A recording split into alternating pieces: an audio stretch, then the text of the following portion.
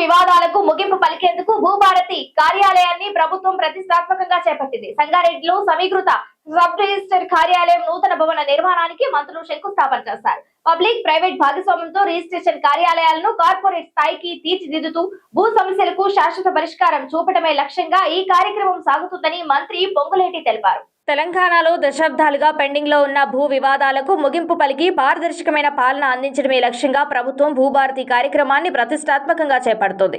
సంగారెడ్డి జిల్లా పటాన్చెరు మండలం కర్దనూరులో సమీకృత సబ్ రిజిస్టర్ కార్యాలయ నూతన భవన నిర్మాణానికి రెవెన్యూ శాఖ మంత్రి పొంగులేటి శ్రీనివాసరెడ్డి, మంత్రి వివేక్ వెంకటస్వామితో కలిసి శంకుస్థాపన చేశారు.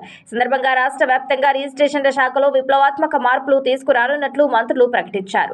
ప్రజలకు మెరుగైన సేవలు అందించేందుకు రిజిస్ట్రేషన్ కార్యాలయాలను కార్పొరేట్ స్థాయి ప్రమాణాలతో తీర్చిదిద్దనున్నట్లు మంత్రి పొంగులేటి తెలిపారు. ముఖ్యంగా ప్రభుత్వంపై అదనపు ఆర్థిక భారం పడకుండా పబ్లిక్ ప్రైవేట్ భాగస్వామ్యం పద్ధతిలో ఈ భవనాల నిర్మాణాలను చేపడుతున్నట్లు వెల్లడించారు.